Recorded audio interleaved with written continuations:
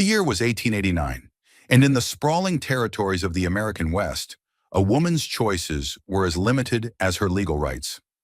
Marriage was often her only escape route, even when marriage itself had become her prison. But sometimes, when desperation meets opportunity and courage finds an unlikely ally, impossible dreams have a way of becoming beautiful realities. Catherine Morrison had learned the hard way that not all men who spoke of love understood what the word truly meant. For 3 years, she'd been trapped in a marriage that had promised protection but delivered only fear. Bruises hidden beneath long sleeves and the slow erosion of everything she'd once believed about herself. But Catherine Morrison was about to die, at least on paper, and from her ashes would rise Kate Sullivan, a mail-order bride seeking a fresh start in Colorado territory, carrying nothing but forged documents, borrowed courage, and the desperate hope that somewhere in the vast wilderness, she might find a man who understood the difference between owning someone and loving them. Samuel Fletcher wasn't looking for a wife. The 32-year-old rancher had built his life around solitude and self-sufficiency, scarred by his own experience with a woman who'd chosen security over love, and left him standing at the altar with nothing but hard-learned lessons about the dangers of trusting someone else with your heart. What Sam Fletcher was looking for was peace, the kind that came from honest work, wide-open spaces, and the freedom to live life on his own terms.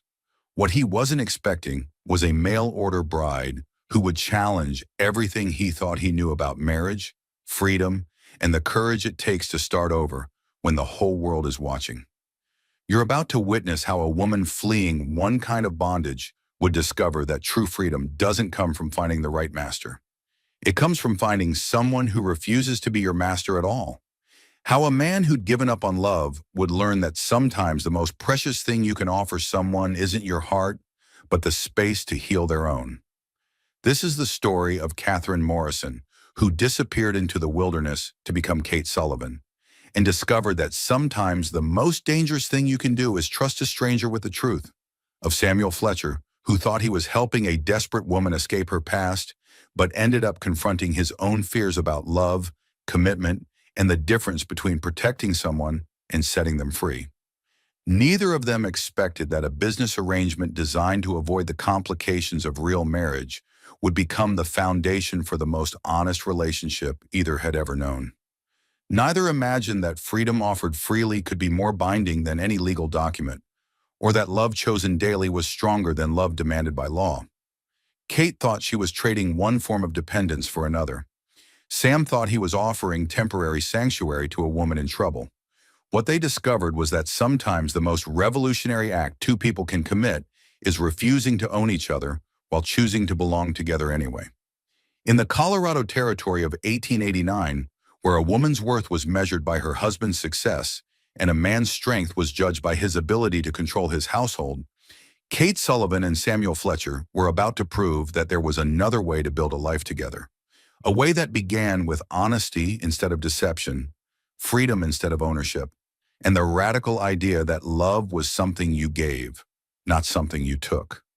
Because when a woman who's been taught that marriage means surrender meets a man who believes that love means liberation, somebody's definition of partnership is going to change forever. And sometimes the most beautiful love stories are the ones that begin with someone saying, "You don't have to belong to me. You just have to be free to choose me every single day." Sometimes a mail-order bride finds exactly what she's looking for, and sometimes she finds something infinitely better than what she thought she wanted. Sometimes freedom is the most romantic gift one person can give another. The bruise on Catherine Morrison's ribs was still tender as she folded her last decent dress into a worn carpet bag, her hands trembling with a mixture of fear and determination. Outside her bedroom window, Boston's gaslights flickered like dying stars, and somewhere in the house below, her husband's heavy footsteps echoed across the marble floors. The same floors she'd once thought represented prosperity and security. 3 years ago, she'd married Richard Morrison, believing she was choosing love over uncertainty. At 19, orphaned and working as a seamstress for barely enough to survive, his proposal had seemed like salvation wrapped in silk and promises. Richard was older, established, respectable, everything a sensible woman should want in a husband. What she hadn't understood was that Richard Morrison collected beautiful things not to cherish them, but to control them. His wife was simply another acquisition, expected to be seen but not heard, ornamental but never independent, grateful but never questioning. The first time he'd struck her, Catherine had told herself it was an accident. Men of business carried stress, and sometimes that stress sought unfortunate outlets. She'd even believed his tears of remorse, his promises that it would never happen again, his gifts of jewelry that felt more like chains with each passing month. But accidents, Catherine had learned, had a way of becoming patterns, and patterns had a way of becoming prisons. "Catherine!" Richard's voice boomed from downstairs, carrying the edge that always preceded violence. "Where the hell is my dinner? I told you I'd be entertaining clients tonight." Catherine closed her eyes, steadying herself against the familiar jolt of fear. Tonight was different. Tonight, Catherine Morrison would cease to exist, and Kate Sullivan would board the westbound train with documents that proclaimed her a mail-order bride seeking a new life in Colorado territory. The forged papers had cost her nearly everything she'd managed to save from the household allowance Richard grudgingly provided. The contact had been a recommendation from Mrs. Henley, her former seamstress supervisor, who'd whispered about women who'd disappeared into new lives when the old ones became unbearable. "It's dangerous," Mrs. Henley had warned, "but staying might be more dangerous. And there are men out there, good men, who understand that a woman needs more than just a roof over her head." Kate, she corrected herself, practicing the new identity, tucked the precious documents into her bodice and picked up her bag. She'd written the letter to Samuel Fletcher, rancher of Fletcher's Rest in Colorado Territory, 3 weeks ago, answering his advertisement for a practical woman seeking a simple life and honest work. She'd been honest about wanting a new start and needing security. She'd been less honest about why she needed them. "Catherine!" The voice was closer now on the stairs. "Don't make me come up there." Kate moved quickly but quietly to the window she'd prepared earlier, blessing her childhood habit of climbing trees that had scandalized her governess, but now might save her life. The rope she'd fashioned from bed sheets was secured to the radiator, and though the drop to the garden below made her stomach lurch, it was infinitely preferable to facing Richard's wrath when he discovered she'd spent his money on frivolous independence. The window slid open with barely a whisper. Kate threw her bag down first, then swung her leg over the sill, her heart hammering against her ribs as she began her descent. The rope burned her palms and her traveling dress caught on the rough brick, but she forced herself to move steadily downward. She was 3 feet from the ground when she heard Richard's bellow of rage from her bedroom window above. "Catherine, what the hell do you think you're doing?" Kate dropped the remaining distance, landing hard enough to jar her teeth, but intact enough to grab her bag and run. Behind her, Richard's shouts grew more frantic, more furious, more desperate to maintain control over the possession that was escaping. "I'll find you!" he screamed into the night. "You can't hide from me forever. You're my wife." But Kate was already disappearing into Boston's maze of alleyways, moving toward the train station where the 1147 westbound would carry Kate Sullivan away from everything Catherine Morrison had endured and toward a future that, however uncertain, couldn't be worse than the prison she was leaving behind.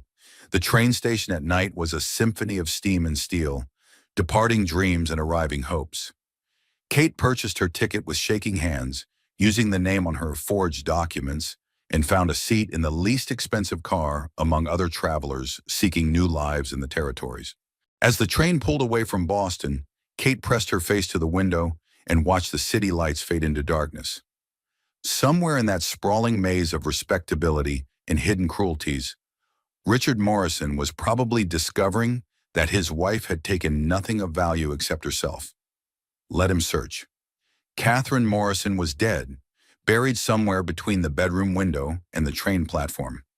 Kate Sullivan was alive, traveling toward Colorado territory with nothing but hope in the desperate faith that somewhere in the vast wilderness there existed a man who understood that a woman was more than property to be owned and displayed. The letter from Samuel Fletcher, carefully preserved in her reticule, was her only proof that such men existed. His response to her inquiry had been brief but encouraging. "Miss Sullivan, I appreciate honesty in all things and believe in fair dealing between honest folks." If you're looking for hard work and simple living, Fletcher's Rest might suit you. The mountains are peaceful, the work is rewarding, and a woman who can stand on her own feet will find respect here. It wasn't a love letter, but it was something Kate valued more highly than poetry. It was respect, offered before they'd even met. As the train rocked through the night, Kate allowed herself to imagine what Samuel Fletcher might be like.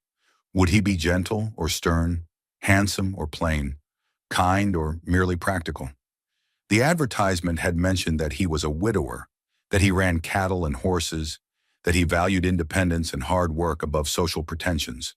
Most importantly, he'd specified that he was looking for a partner in building a life, not a decoration for someone else's success.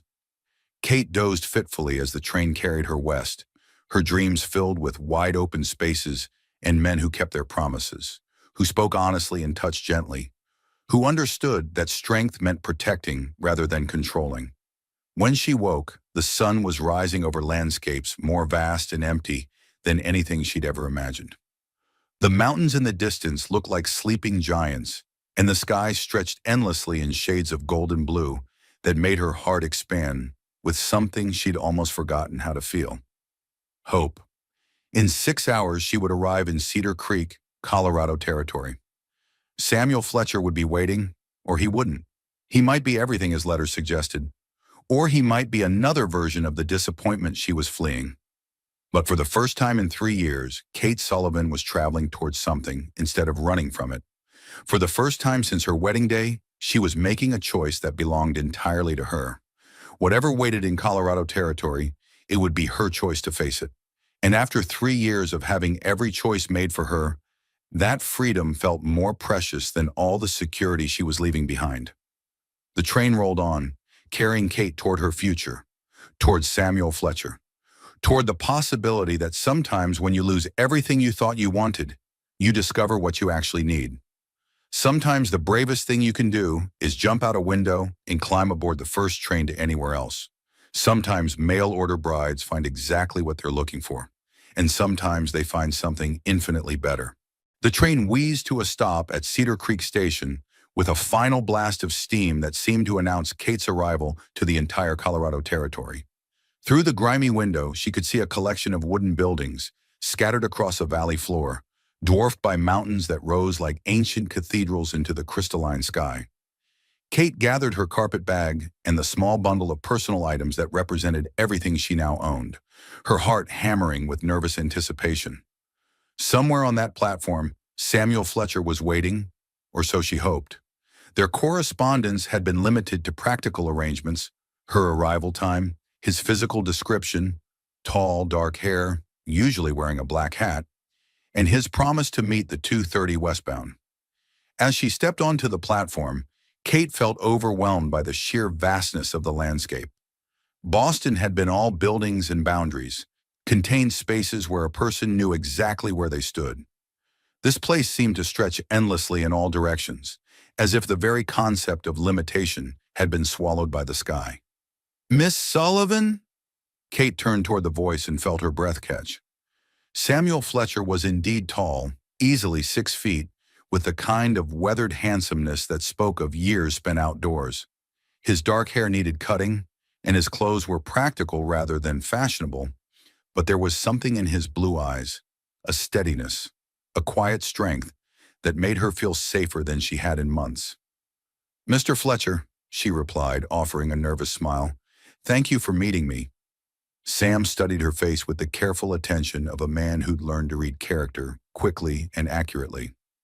Kate tried not to flinch under his scrutiny, wondering what he saw, the carefully hidden fear, the bruises that makeup couldn't entirely conceal, the desperate hope she was trying so hard to contain. "You look tired," he said finally, his voice gentle rather than accusatory. "Long journey?" "Very long," Kate admitted, surprised by his perceptiveness. "But I'm grateful to be here." Sam nodded and reached for her bag. "Let's get you settled. Then we can talk about arrangements." As they walked toward a sturdy wagon hitched to 2 well-cared-for horses, Kate found herself stealing glances at her intended husband. He moved with the easy confidence of a man comfortable in his own skin, but there was something guarded about him too. a wariness that suggested his own experiences with disappointment. "The ranch is about an hour's ride," Sam said as he helped her onto the wagon seat. "Road's decent this time of year. You can tell me about yourself during the drive." Kate's stomach clenched. This was the moment she'd been dreading, the need to construct a believable history for Kate Sullivan while bearing the truth about Catherine Morrison so deeply it could never surface. "I'm from back east," she began carefully. "Lost my family to fever. Worked as a seamstress until circumstances made it necessary to seek new opportunities." Sam glanced at her as he guided the horses out of town. "What kind of circumstances?" The question was asked gently, but Kate heard the undertone of concern. She'd prepared for this moment, but sitting beside this man who radiated quiet strength, she found herself wanting to tell him the truth. Instead, she fell back on the story she'd rehearsed. Financial difficulties. The city became unwelcoming to a woman on her own. It wasn't entirely a lie. Richard's control over their finances had made independence impossible, and Boston's society had indeed been unwelcoming to any woman who dared question her husband's authority. Sam was quiet for a long moment, his attention apparently focused on the mountain road ahead. Finally, he spoke. "Miss Sullivan, I'm going to ask you something, and I'd appreciate an honest answer. Are you running from something or toward something?" Kate felt her carefully constructed composure crack. What do you mean?" "I mean you've got the look of someone who's been hurt, and hurt bad. The way you hold yourself, the way you flinch when I move too quickly, the fact that you're watching the road behind us like you expect pursuit." Sam's voice was matter-of-fact, not accusatory. "Now, I'm not judging. We've all got things we'd rather leave buried. But if you're in some kind of trouble, I need to know what I'm getting into." Kate stared at him, stunned by his directness and terrified by his perceptiveness. I don't know what you're suggesting. I'm suggesting that Kate Sullivan is probably not the name you were born with, and that whoever hurt you might not be as far behind as you'd like to believe." The words hung in the mountain air like a challenge. Kate felt tears sting her eyes, tears of fear, relief, and something that might have been hope. Here was a man who saw through her deception, but didn't seem angry about it. Instead, he seemed concerned. "What if I am running?" she whispered. "What if everything I told you in my letters was a lie?" Sam brought the wagon to a stop beside a creek that sparkled in the afternoon sunlight. He turned to face her fully, his blue eyes serious but not unkind. "Then I'd say you're probably running for good reason, and whoever you're running from probably deserves to lose you." Kate felt something tight in her chest begin to loosen. "You're not angry that I deceived you?" "Honey, I've been deceived by experts. What you've done isn't deception, it's survival. There's a difference." The endearment, spoken so naturally, made Kate's throat tighten with emotion. When was the last time someone had called her honey without meaning to diminish or possess her? Sam continued, his voice gentle but firm. "Now I'm going to make you an offer, and I want you to think about it carefully before you answer." "What kind of offer?" "The kind that might solve both our problems." Sam leaned back against the wagon seat, his manner relaxed but his eyes intense. "See, I advertised for a mail-order bride because I needed someone to help with the ranch, and because this community expects a man my age to be married. But the truth is, I'm not particularly interested in marriage as most people understand it." Kate frowned, confused. "I don't understand." "I'm talking about a partnership instead of a marriage. A business arrangement that gives you legal protection and social respectability while giving me the appearance of conventional domesticity." Sam's voice grew warmer. "You'd have your own space, your own independence, your own income from the ranch work. No expectations beyond mutual respect and practical cooperation." Kate stared at him, hardly daring to believe what she was hearing. "You're suggesting we not have a real marriage?" "I'm suggesting we have a better kind of marriage. One based on choice instead of obligation, respect instead of ownership." Sam's smile was gentle but serious. "You'd be Kate Fletcher in name, with all the legal protections that provides. But you'd be your own woman, in fact, with the freedom to make your own decisions about your own life. And you? What would you get from such an arrangement? Peace, companionship when I want it, solitude when I need it, someone to share the work and the profits, someone to trust with the parts of my life that matter." Sam paused. "And the satisfaction of knowing I helped someone who needed helping, the way I wish someone had helped me when I needed it most." Kate felt tears spill over despite her efforts to contain them. "Why would you do this for a stranger? How do you know I'm worth such kindness?" Sam reached out slowly, giving her time to pull away, and gently brushed a tear from her cheek. "Because you had the courage to jump out a window and climb onto a train to nowhere, carrying nothing but hope and a made-up name. Because you're sitting here crying not because you're afraid of me, but because you can't quite believe someone might actually want to help you." He withdrew his hand and settled back into his seat. "And because I know what it's like to need a second chance and to be afraid that second chances don't exist for people like us." Kate looked at this man who was offering her something she'd never dared dream of: freedom wrapped in safety, independence with companionship, respect without possession. It seemed too good to be true, which probably meant it was. "What's the catch?" she asked quietly. Sam's laugh was warm and genuine. "The catch is that you'd have to live with a stubborn rancher who talks to his horses more than his neighbors, who burns coffee more often than he makes it properly, and who has absolutely no idea how to navigate the social complexities of having a wife who isn't actually a wife. And I'd have to trust that you mean what you're saying, that you won't change your mind once I'm legally bound to you." "You would," Sam agreed, "just like I'd have to trust that you won't disappear in the night when whoever you're running from catches up, or when you decide that freedom isn't worth the complications of living with a man who snores and leaves his boots where they don't belong." They looked at each other across the wagon seat, two wounded people recognizing something familiar in each other's careful hopefulness. "Kate Sullivan," Sam said formally, "would you do me the honor of becoming my partner in the most unconventional marriage Colorado territory has ever seen?" Kate felt laughter bubble up from somewhere deep inside. Real laughter, the kind she'd forgotten she was capable of. "Samuel Fletcher, I thought you'd never ask." As their wagon rolled toward Fletcher's Rest with the late afternoon sun painting the mountains gold, Kate realized she wasn't just traveling toward marriage.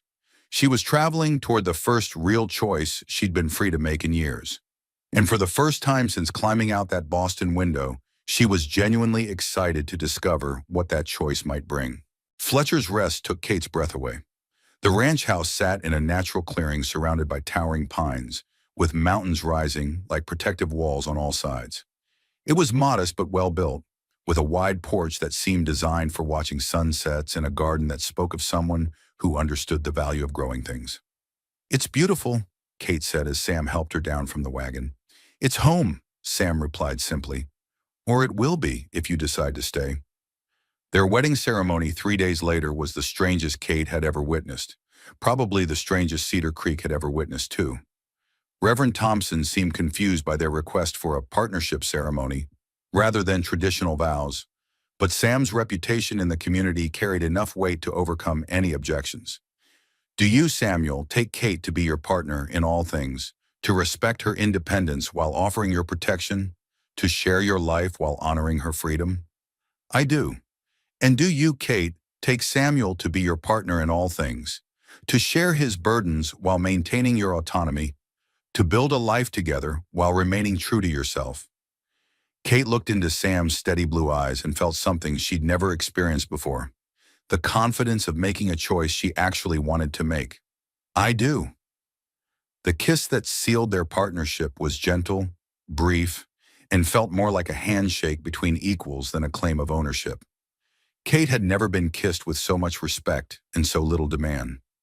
That night, Sam showed her to the room he'd prepared, a spacious bedroom with its own entrance, comfortable furnishings, and a lock on the inside of the door. "Your space," he said simply. "No one enters without your permission, not even me."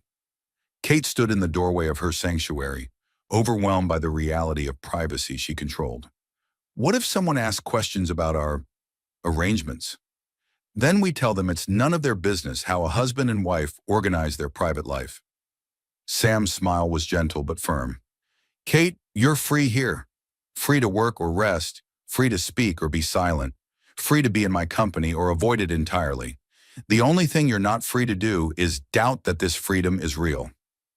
Over the following weeks, Kate began to understand what Sam had meant.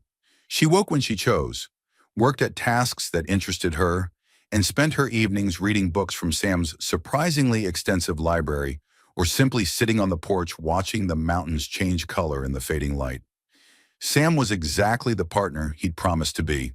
He showed her the ranch operations without condescension, listened to her suggestions without dismissing them, and treated her contributions as valuable rather than amusing.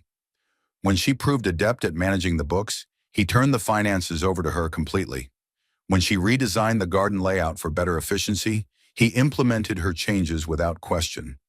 Most remarkably, he never once tried to touch her without permission, enter her room without invitation, or make decisions for her without consultation. "You're different than I expected," Kate told him one evening, as they sat on the porch after a day of repairing fence lines together. "Different how? You actually meant what you said about partnership. Most men say they want a partner, but really want a subordinate who agrees with them." Sam was quiet for a moment, studying the sunset. "I was engaged once about 5 years ago. Woman named Elizabeth from Denver. Beautiful, educated, everything a man's supposed to want in a wife." Kate felt an unexpected pang of something that might have been jealousy. "What happened?" "She married my business partner instead. Said I was too independent, too unwilling to make her the center of my world. Said she needed a man who would put her before everything else, including his own judgment." Sam's smile was rueful. Turned out she was right about what she needed. She and Thomas are happy together. He adores having someone to make decisions for. "And you learned you weren't built for that kind of marriage." "I learned that love based on surrender isn't love. It's ownership with pretty words wrapped around it." Sam looked at her directly. "Real love gives the other person room to be themselves. Everything else is just elaborate selfishness." Kate felt her heart do something complicated in her chest. "Is that what this is? Love?" Sam considered the question seriously. "I don't know yet, but I know it's the foundation love could grow from if we both choose to let it." That night, for the first time since her arrival, Kate didn't lock her bedroom door. Not because she felt pressured to invite Sam in, but because she finally felt safe enough to choose vulnerability instead of having it forced upon her. From her window, she could see Sam reading on the porch by lamplight, giving her the space he'd promised while remaining close enough to offer protection if she needed it. Kate Fletcher, and she was beginning to think of herself by that name, fell asleep to the sound of mountain wind and the revolutionary feeling of being exactly where she chose to be. For the first time in years, her dreams were peaceful. She was learning that freedom didn't mean being alone. It meant being with someone who loved her enough to let her be free. And that, she was discovering, made all the difference in the world. Kate had been living at Fletcher's Rest for 6 weeks when the nightmares returned. She woke gasping, her heart hammering against her ribs, the phantom sensation of Richard's hands around her throat so vivid she could still feel his fingers pressing against her windpipe. Outside her window, dawn was breaking over the mountains, painting the sky in shades of rose and gold. The beauty should have calmed her, but instead it felt fragile, as if something dark was preparing to shatter the peace she'd found in this mountain sanctuary. "Kate?" Sam's voice came through her door, concerned but respectful. "You all right in there?" She realized she must have cried out in her sleep. "I'm fine," she called back, though her voice shook with residual terror. "No, you're not. I'm making coffee. Come out when you're ready." Kate dressed with shaking hands, trying to banish the dream images that clung to her consciousness like smoke. For weeks, she'd almost forgotten about Richard Morrison, almost convinced herself that Catherine Morrison had died so completely that her husband would never think to look for Kate Fletcher. But dreams had a way of reminding you that the past never stayed buried as deeply as you hoped. Sam was waiting on the porch with 2 cups of coffee and the kind of patient expression that invited confidences without demanding them. He'd learned to read her moods with uncanny accuracy, offering comfort when she needed it and space when she preferred solitude. "Bad dream?" he asked as she settled into the chair beside him. Kate nodded, wrapping her hands around the warm mug. "Sometimes I think I'm safe, and then something reminds me that safe is probably an illusion." "Want to talk about it?" Kate looked at him, this man who'd given her more genuine security in 6 weeks than she'd known in 3 years of marriage, and felt the familiar war between honesty and self-protection. Sam, what would you do if someone from my past showed up here? Someone who might not accept that Catherine Morrison is dead and Kate Fletcher is beyond their reach? Sam's expression grew serious. I'd make sure they understood that Kate Fletcher is under my protection and that anyone who threatens her will have to go through me first. Even if that person had legal rights? Even if they could prove that our marriage was built on deception? Especially then. Sam set down his coffee and turned to face her fully. Kate, I don't care what name you were born with, what mistakes you made before you got here, or what legal documents someone might wave around. You're my partner now, and I protect what's mine. The word mine should have terrified her. It was the same word Richard had used to justify his control. But when Sam said it, it felt like a shield rather than a chain. You say that now, but... Kate. Sam's voice was gentle but firm. Look at me. She met his eyes, seeing something there that made her chest tight with emotions she wasn't ready to name. I've seen how you flinch when men move too quickly. I've noticed how you check the locks twice before bed, and how you position yourself near exits in crowds. I know someone hurt you badly enough that you'd rather risk everything on a stranger than stay where you were. His voice grew quieter. And I know that whoever did that to you probably thinks he owns you. Kate felt tears sting her eyes. Sam, he doesn't. You belong to yourself now, and you chose to share that belonging with me. That's not something anyone can take away, no matter what papers they carry or what legal arguments they make. Before Kate could respond, the sound of approaching hoofbeats made them both turn toward the road. A single rider was coming up the mountain trail, moving with the determined pace of someone who knew exactly where he was going. Kate's blood turned to ice. Even at a distance, she recognized the set of those shoulders, the arrogant way the man sat his horse. Richard Morrison had found her. Kate? Sam's voice seemed to come from very far away. Who is that? My husband, she whispered, the word tasting like ashes in her mouth. My real husband. Sam was on his feet instantly, his hand moving instinctively toward the rifle he kept by the door. Stay behind me. But Kate was already rising, her spine straightening with a defiance that surprised her. This is my fight, Sam. I won't hide behind you like some helpless victim. The hell you won't. He's already hurt you once. And he'll keep hurting me as long as I let fear control my choices. Kate moved to stand beside Sam rather than behind him. I'm not Catherine Morrison anymore. I'm Kate Fletcher, and Kate Fletcher doesn't run from bullies. Richard rode into the yard with the casual arrogance of a man who'd never doubted his right to take whatever he wanted. He was exactly as Kate remembered, handsome in a cold, calculated way, expensively dressed despite the long journey, radiating the kind of entitlement that came from never being told no. Catherine, he said as he dismounted, his voice carrying the same false gentleness that had once fooled her into thinking he loved her. You've led me quite a chase, darling. Time to come home now. My name is Kate Fletcher, she replied, amazed by the steadiness of her own voice. And I am home. Richard's eyes flicked to Sam, dismissing him as irrelevant. Catherine, stop this foolishness. You're my wife, legally and morally. Whatever game you've been playing with this rustic is over. Sam stepped forward, his presence suddenly radiating the kind of quiet menace that made dangerous men pause. The lady says her name is Kate Fletcher. I suggest you use it. Richard laughed, a sound like breaking glass. The lady is my property, legally speaking. She can call herself whatever she likes, but the law is quite clear about a man's rights regarding his runaway wife. Not in Colorado territory, Sam replied evenly. Here, a woman has the right to choose her own life. And Kate chose me. Did she tell you she was already married when she chose you? Did she mention that your entire relationship is built on lies and fraud? Richard's smile was venomous. I have documentation proving that Catherine Morrison is my legal wife, which makes her marriage to you invalid and her entire identity here a criminal deception. Kate felt the ground shifting beneath her feet. Everything Richard was saying was legally true. Her marriage to Sam was indeed invalid. Her new identity was fraudulent, and in the eyes of the law, she was still Richard's property. But then Sam spoke, his voice calm as steel. Funny thing about the law out here, Morrison, it tends to favor the people who actually live by it. Now, I don't know what you did to make Kate desperate enough to risk everything on a new life, but I know it was bad enough that she'd rather die than go back to it. Richard's composure cracked slightly. You don't understand the situation.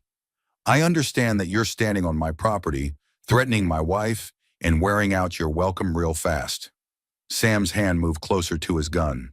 I understand that Kate Fletcher is a free woman who makes her own choices, and I understand that you've got about 30 seconds to get back on that horse and ride out of here before I decide you're trespassing. This isn't over, Catherine, Richard snarled, his mask of civility finally slipping completely. I'll be back with the law, with proper documentation. You can't hide from your legal obligations forever. Maybe not, Kate said, finding her voice again, but I can fight them with someone who believes I'm worth fighting for. As Richard mounted his horse and rode away, his parting words carried clearly on the mountain air.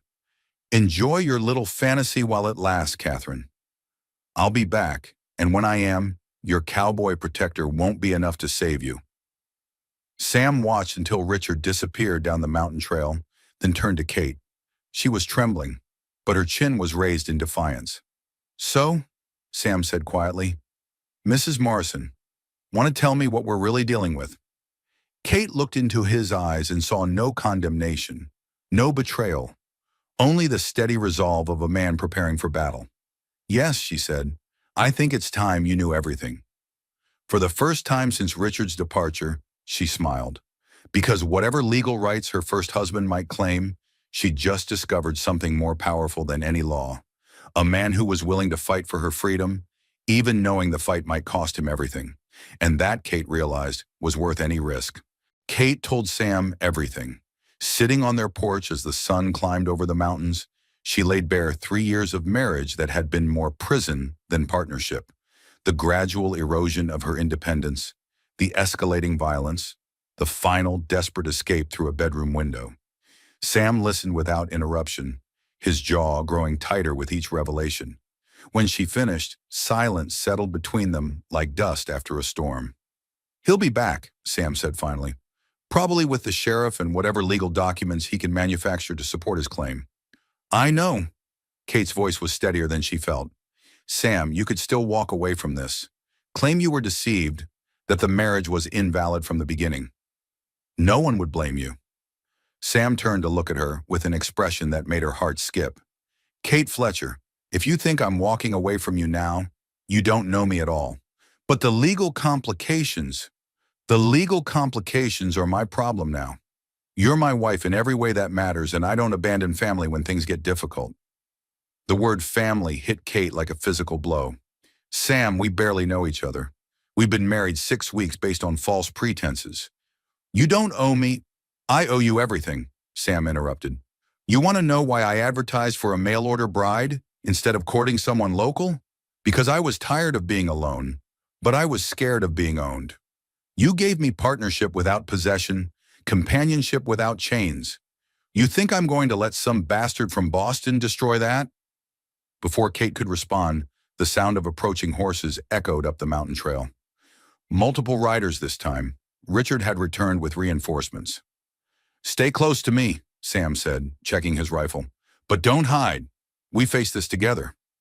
Richard rode into the yard flanked by Sheriff Coleman and 2 deputies, his satisfaction obvious as he dismounted. Catherine, I've returned as promised, with proper legal authority this time. Sheriff Coleman, a weathered man Kate had met briefly in town, looked uncomfortable with his mission. Mrs. Fletcher, I'm sorry about this, but Mr. Morrison has presented documentation that you're legally his wife. I'm afraid I'll have to ask you to accompany him back to town for sorting this out. Sam stepped forward. Sheriff, with respect, Kate Fletcher is a legal resident of Colorado Territory. She's committed no crime here, and she's under my protection. The crime is bigamy, Richard said smoothly. She married you while still legally bound to me. That's a felony in any territory. The marriage was performed in good faith, Sam replied. If there was deception, it was practiced on both of us. Richard's smile was cold. Nevertheless, Catherine belongs with her lawful husband. Sheriff, I trust you'll enforce the law impartially.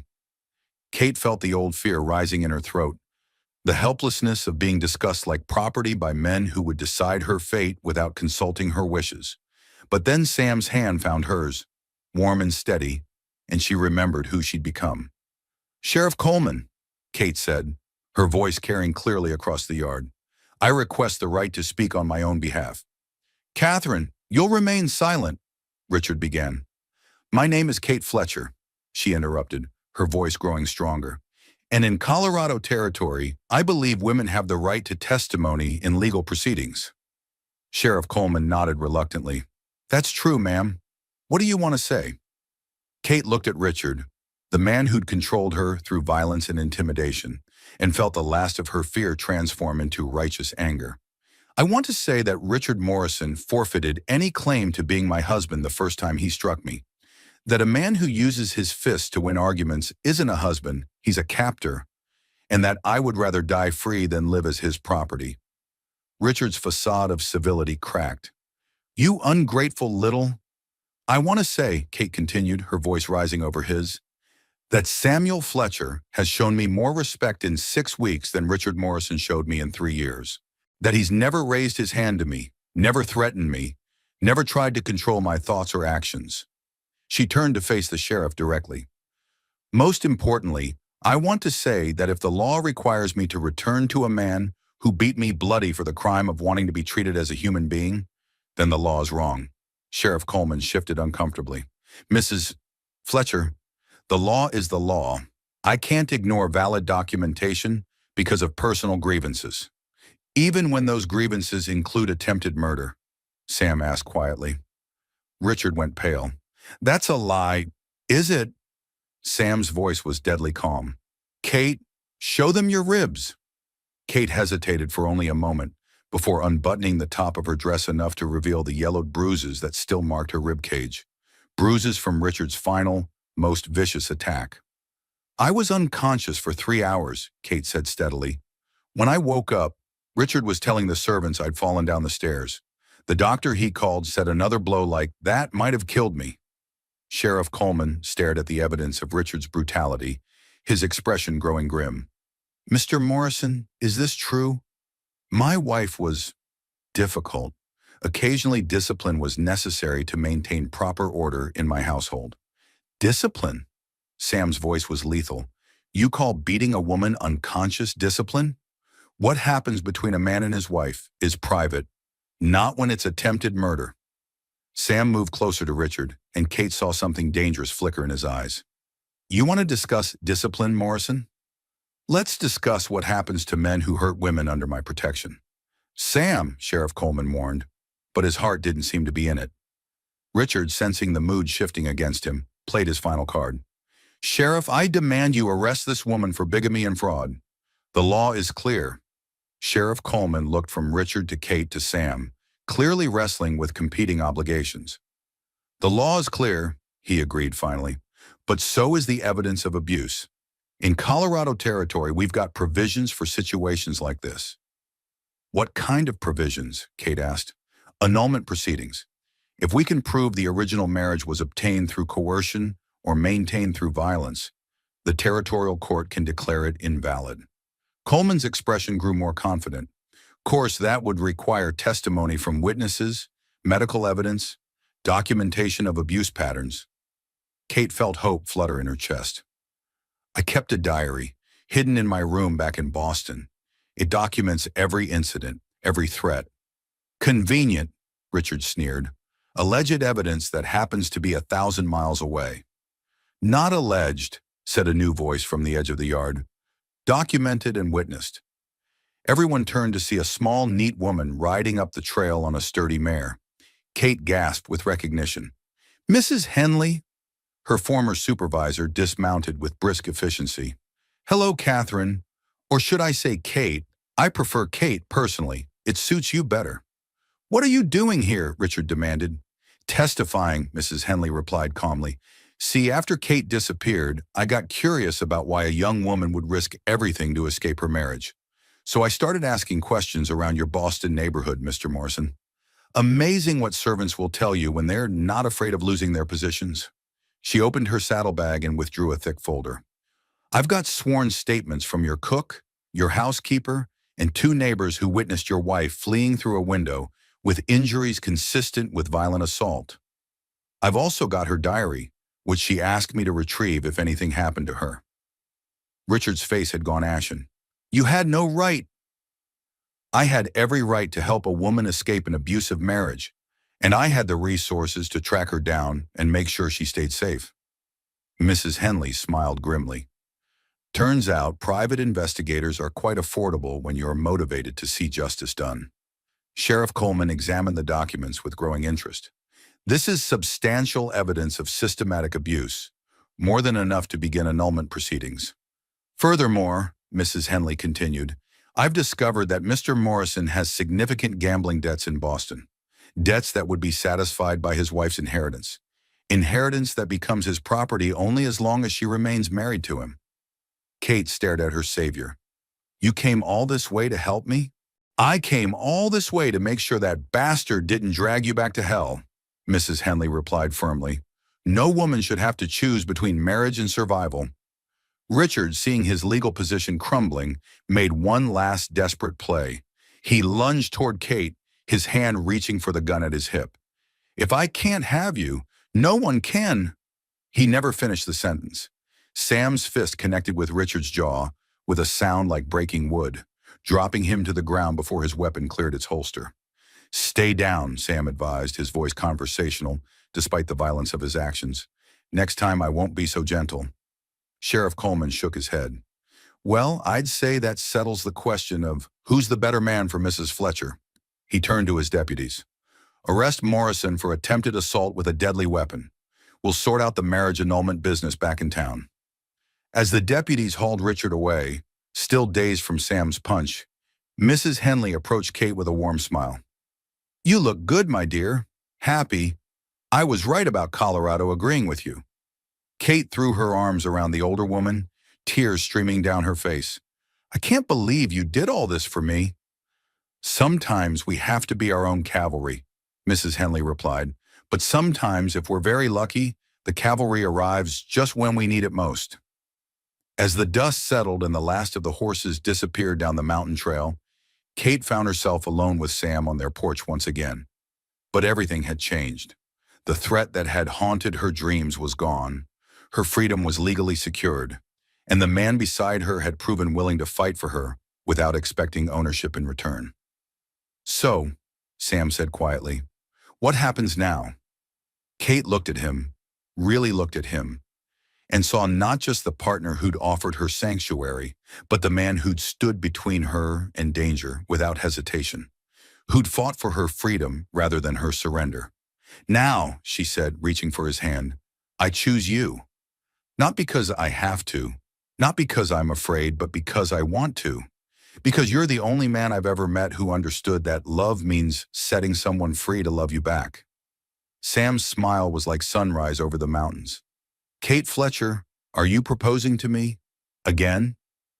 Samuel Fletcher, I'm proposing that we start over, as equals who choose each other every day, not as strangers bound by legal documents and desperate circumstances.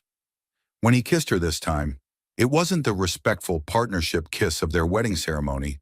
It was the kiss of a man claiming the woman who'd chosen him freely, and a woman finally brave enough to give her heart to someone who deserved it. Kate Fletcher had learned that freedom wasn't about being alone. It was about being with someone who loved her enough to let her be free. 3 months later, Kate Fletcher stood in the garden behind their ranch house, watching the sun set over the Colorado mountains while dinner cooked on the stove inside. The annulment had been finalized 6 weeks ago, making her legally free for the first time in her adult life. The marriage that followed, their real marriage, had been everything the first ceremony hadn't been. A true choice made by 2 people who knew exactly what they were promising each other. Mrs. Fletcher, Sam's voice came from behind her, warm with affection and gentle teasing. Are you planning to let that stew burn while you commune with the mountains? Kate turned to find her husband watching her, with the expression that never failed to make her heart skip, part admiration, part desire, and entirely devoted. Mr. Fletcher, are you questioning my cooking abilities? Never, Sam replied, crossing the garden to slip his arms around her waist. I'm questioning your tendency to get lost in thought when you're supposed to be tending dinner. Kate leaned back against his chest, marveling at how natural the gesture had become. For months after Richard's defeat, she'd flinched at unexpected touches, but Sam's patient gentleness had gradually taught her that not all hands were meant to hurt. I was thinking about Mrs. Henley's letter, Kate said. She says Richard's been sentenced to 2 years for fraud and assault. His creditors seized everything, including the house. Good, Sam said without hesitation. He deserves worse. She also says 3 other women have come forward with similar stories about their husbands. Apparently, our case has inspired others to seek help. Sam pressed a kiss to the top of her head. Then something good came from all that pain. You helped other women find their courage.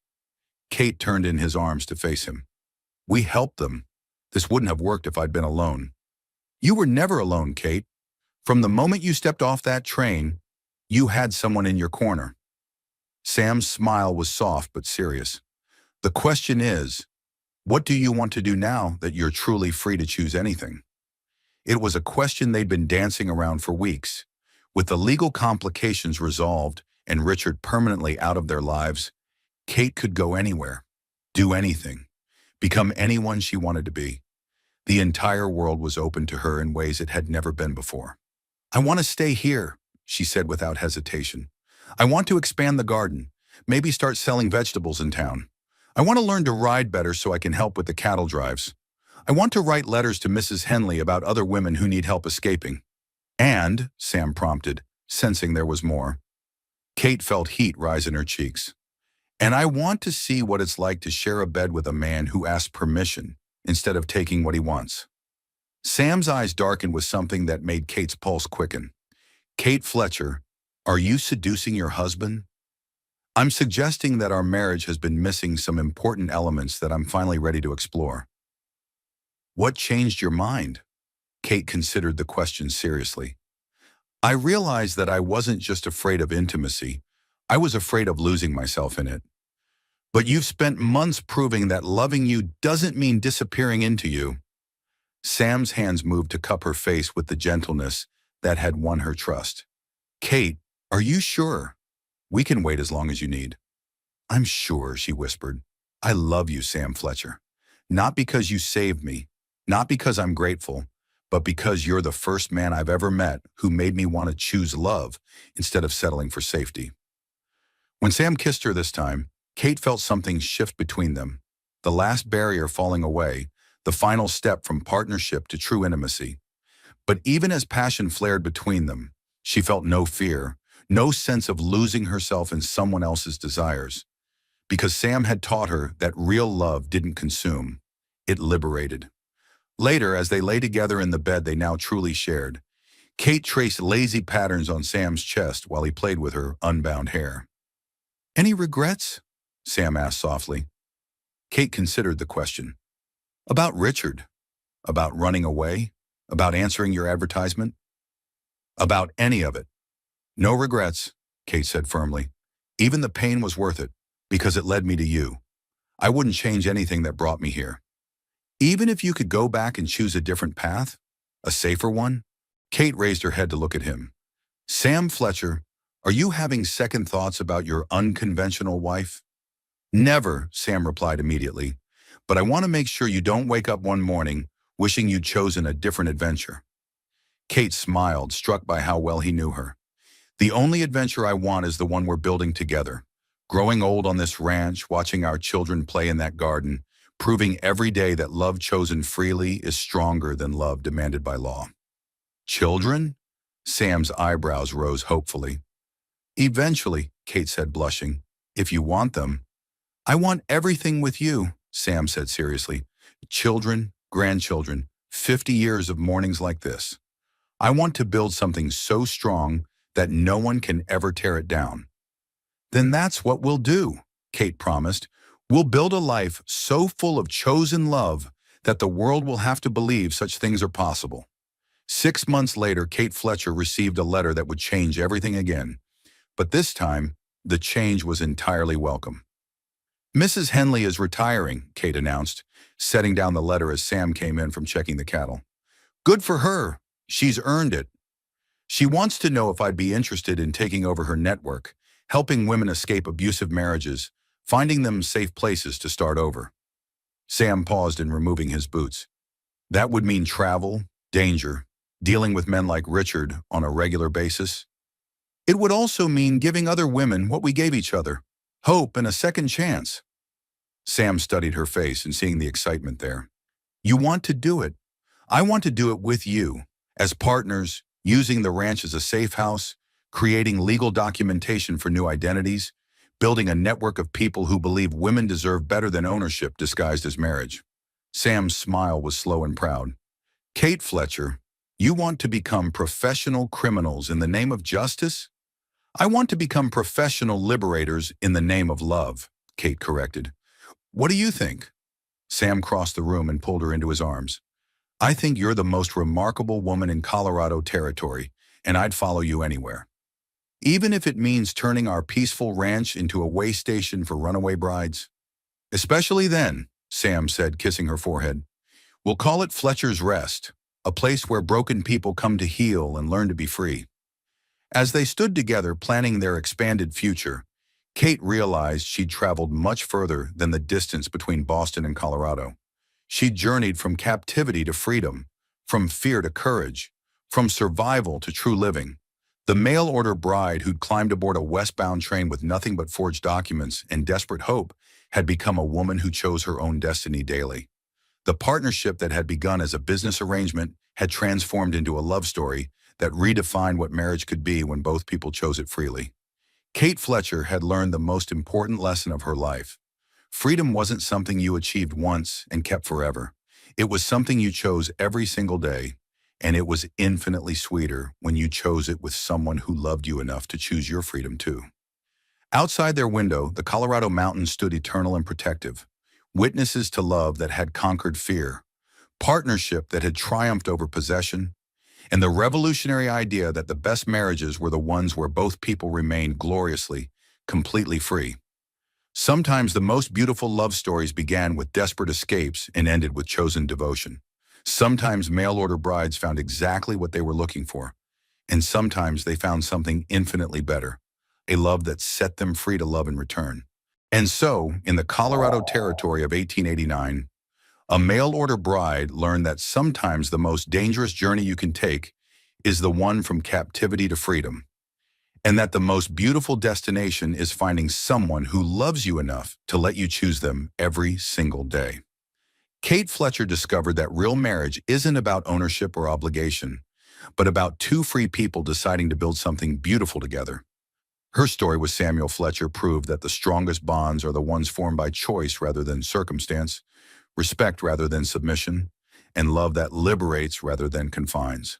Together, they showed us that sometimes the most revolutionary act two people can commit is refusing to own each other while choosing to belong together anyway. Their partnership became a testament to the radical idea that love and freedom aren't opposites. They're partners in creating relationships that honor both individual dignity and shared commitment. But Kate and Sam's story raises so many questions that keep us thinking long after their final sunset in the Colorado mountains. What happened to the other women they helped escape? Did their underground network of safe houses really change the way society viewed marriage and women's rights? And how many other mail-order brides found freedom instead of just another form of captivity? The themes of their story resonate powerfully today. In our modern world, how many people are still trapped in relationships that control rather than nurture? How many are searching for partnerships that celebrate their independence rather than demanding their surrender? Kate's journey from Catherine Morrison to Kate Fletcher represents more than just a name change. It's a transformation from someone who was owned to someone who chose to belong. Sam's character challenges everything we think we know about masculine love in the 1800s. His willingness to offer partnership instead of dominance, protection without possession, and love without control made him revolutionary for his time. What would our world look like if more people understood that true strength means empowering others rather than controlling them? The arrival of Mrs. Henley at the crucial moment reminds us that sometimes the cavalry we need most is other women who've learned to fight for each other's freedom.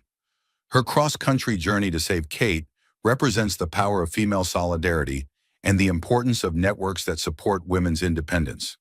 What other stories could we tell about women who risked everything to help other women escape impossible situations? Richard Morrison's character represents the worst kind of abuser, someone who uses legal and social systems to maintain control over his victims. His ultimate defeat shows us that even the most entrenched power structures can be challenged when good people refuse to accept injustice as inevitable. What other stories might we explore about corrupt systems being dismantled by individuals with courage and allies with resources? The legal complexities of Kate's situation also open up fascinating historical questions.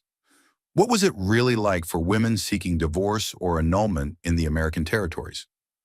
How did the law evolve to protect women's rights? And what role did individual cases like Kate's play in changing social attitudes about marriage and domestic violence? Kate and Sam's decision to turn their ranch into a safe house for other escaping women suggests an entire universe of stories waiting to be told. What adventures might they have had helping other couples find freedom? What dangers did they face from angry husbands and corrupt officials? How did their network grow and evolve over the years? We're also curious about the practical aspects of their unconventional marriage. How did they navigate the social expectations of their community while maintaining their egalitarian partnership? What challenges did they face as their relationship evolved from business arrangement to genuine love? And how did they handle the inevitable questions from neighbors who couldn't understand their unusual dynamic? The romantic evolution of their relationship offers rich material for exploration. Kate's journey from someone too traumatized to accept gentle touch to someone who could freely choose intimacy represents a powerful story of healing and growth. Sam's patient understanding and respect for her boundaries shows us what healthy masculinity looks like when it's focused on nurturing rather than conquering. Their future plans to help other women escape abusive marriages suggest a whole series of adventures we could explore. What if we followed specific women who found refuge at Fletcher's Rest? What if we told the stories of the men who learned to love without possessing, inspired by Sam's example? What challenges would they face from law enforcement and social authorities who preferred the status quo? The historical context also provides rich opportunities for storytelling. The American West was a place where social conventions were often challenged by necessity and isolation. What other unconventional relationships might have flourished in territories where survival mattered more than social approval? How did the frontier experience change traditional gender roles and expectations? Kate's transformation from seamstress to rancher's wife to advocate for women's rights represents a journey that many women of her era might have taken if they'd had the courage and opportunity. What other stories could we tell about women who reinvented themselves in the American West? What skills did they develop? What challenges did they overcome? What legacies did they leave behind?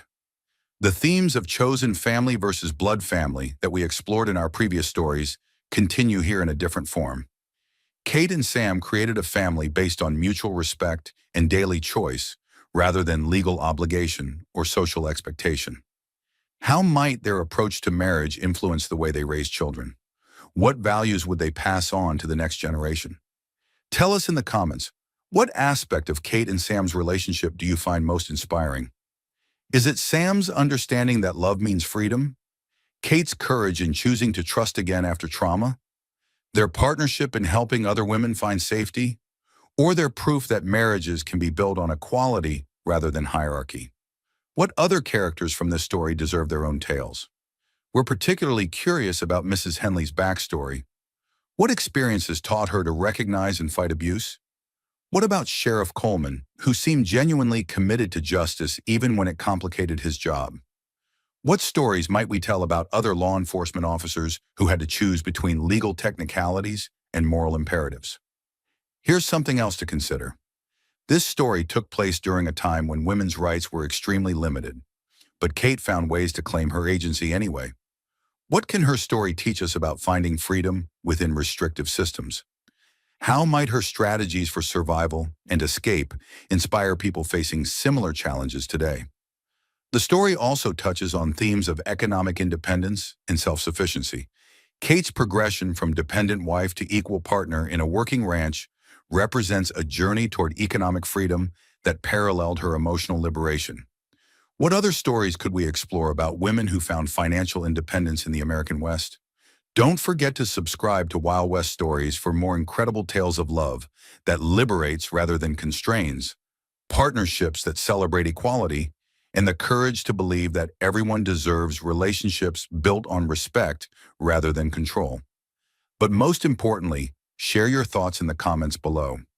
What stories do you want us to tell next? Should we explore more mail-order bride tales with different outcomes? Follow Kate and Sam's adventures as they help other women escape abusive marriages? Tell stories about other unconventional relationships that challenge social norms in the American West. Your engagement helps us understand what themes resonate most powerfully with your own experiences of love, freedom, and the ongoing struggle to create relationships that honor both individual dignity and genuine partnership. What would you have done in Kate's situation? Would you have had the courage to climb out that window and board a train to the unknown? More importantly, what would you do if you met someone like Sam? Someone who offered you freedom instead of ownership, partnership instead of possession?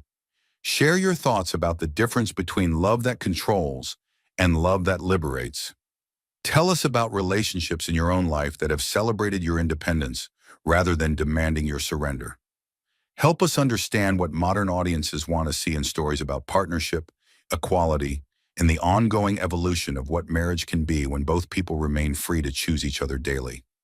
Until next time, remember, the most beautiful love stories are often the ones where two people choose to be together, not because they have to, but because they want to, where freedom and commitment dance together instead of fighting for dominance, where love means saying, "You belong to yourself, and I'm honored that you choose to share that belonging with me." Kate Fletcher's journey from captivity to freedom reminds us that it's never too late to choose a different life, never too dangerous to seek relationships that celebrate rather than diminish us, and never impossible to find someone who loves us enough to set us free to love them back. Sometimes the most wanted people are the ones who refuse to be owned by anyone. Sometimes mail-order brides find exactly what they're looking for. And sometimes they discover that the greatest gift one person can give another isn't their heart. It's the freedom to give that heart willingly, joyfully, and without fear. Thanks for joining us in Colorado territory, where love conquered control and freedom found its perfect partner in chosen devotion. Now tell us, what impossible love story should we explore next?